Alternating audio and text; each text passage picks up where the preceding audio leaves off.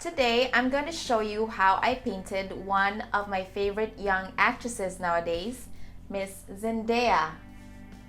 I painted her because I admire her beauty a lot. She is of mixed background, so her skin tone is more on the brown side. In this video, I hope to share with you how I used colors to create a natural skin tone, specifically using the Complexion palette by Prima Watercolors and some of the regular palettes I have with Daniel Smith watercolors. I like to wet my paper before applying the pigments so that it could flow smoothly on the entire wet area. We call this the wet on wet technique. I use this technique for the most part of this painting process. For the first coat, I used the lightest colors based on her shade of skin tone with more water to it. Now, I don't usually memorize the names of color I used, I just mix and test them out in my porcelain color mixing palette. But I never use just one shade of color as it might look monochromatic and dull, so I would add a little bit of red or purple here and there to any shade of brown.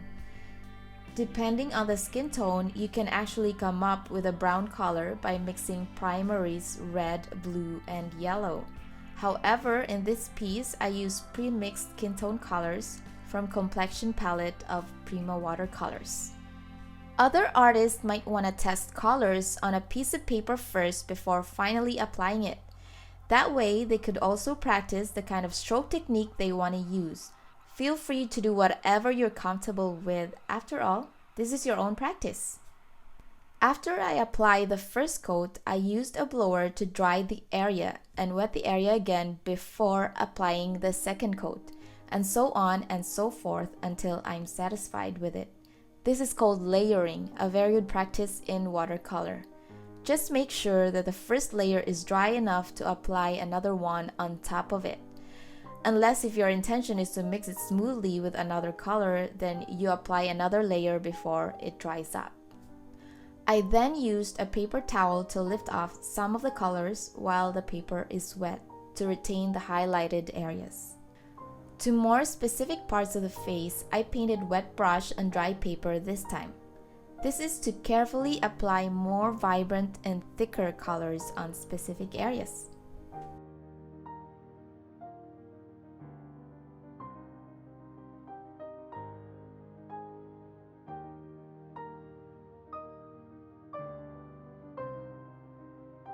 I always make sure to mix something reddish or purplish to the skin tone color to give it an illusion of blood in the skin so that the face would appear alive.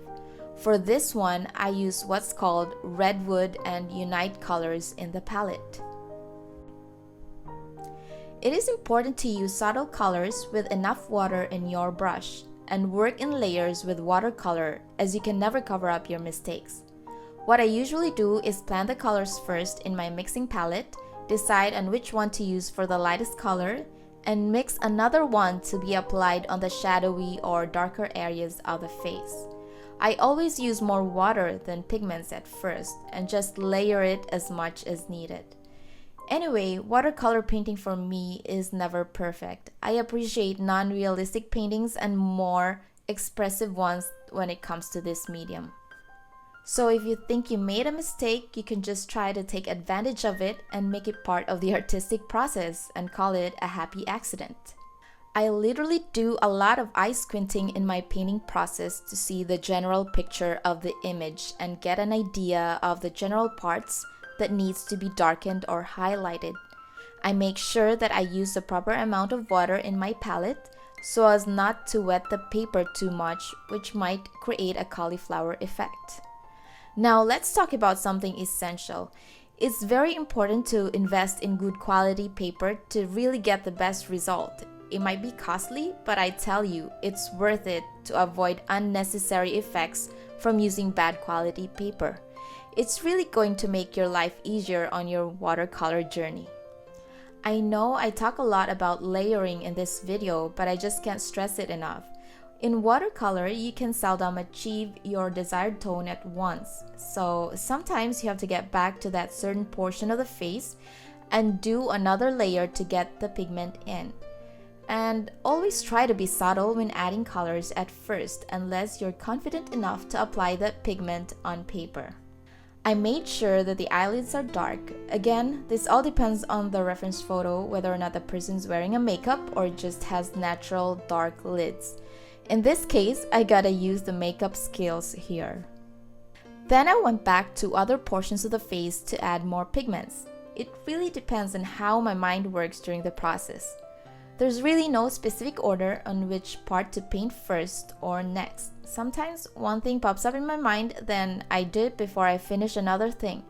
It's messy and complicated, I know.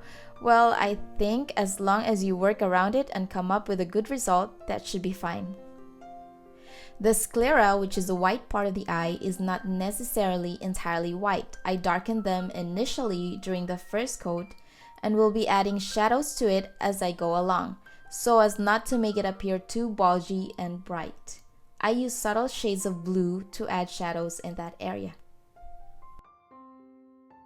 I made highlights on the iris and pupil as well and not use black entirely. It's quite nice to think about multi-dimension effects on all aspects to avoid making your painting appear like a sketch. I did the eyebrows while I let the iris to dry. So in watercolor, you can do one part of the image while waiting for the other part to dry to save time, or you can always use a hair dryer. In small parts like the eyebrows, I usually use the smallest brush or a rigger brush, and I paint according to the direction of thin small hair. Simple as that, just to the direction of the hair is good enough. The same goes with eyelashes.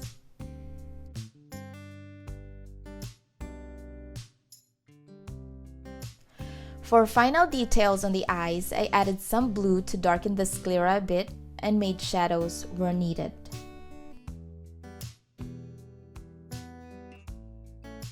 The lips may look like just a reddish area of the face, although it's true, but it's also more complicated than that. I did a layering technique on this as well, adding some shades and highlights to give it a multi-dimensional look.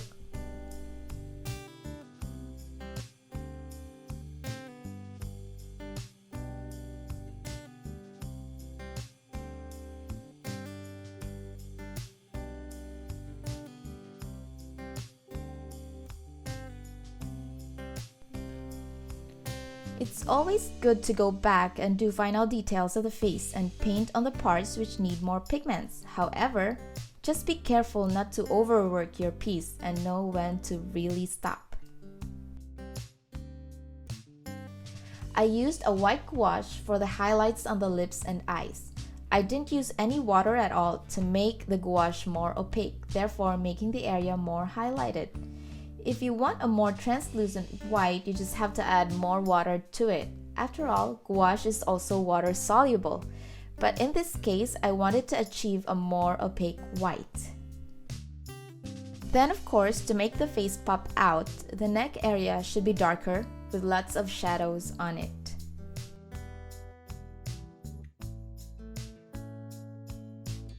I lifted some colors off here with a dry paper towel. I do this technique while the area is still wet so that to avoid sharp edges.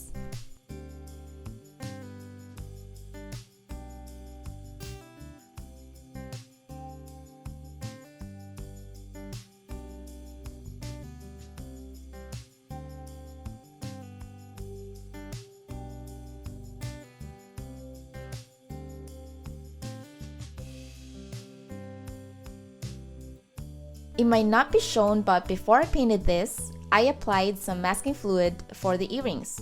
This is one technique to retain the white color of the paper. I used a masking fluid eraser to carefully remove it.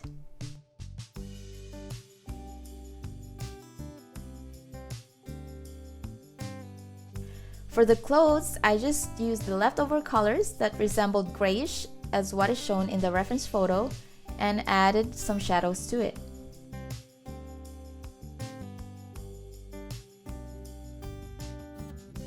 The hair is a whole nother story for me over time. One reason I decided to paint this image is because I got so attracted to her hair in here and this challenged me so much. This is the first time I did a fully braided hair and it's not easy for me, so I had to come up with a plan to create my own patterns in a way that it would not deviate too much from the original image. Sometimes it's very good to do your own thing and not just depend on the reference photo. You might be surprised of the outcome in a very good way. I will be doing another video specifically for the hair part and will be showing what I think I need to improve on and the things I learned as I did the process.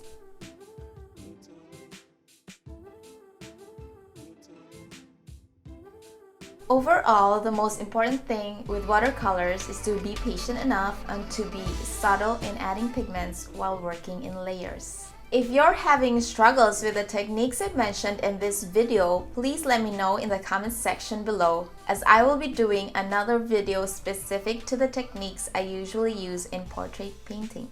Thank you so much for watching up until the end. Feel free to share this video to whoever it is you know is passionate about making art. I'll see you again next time on my next video.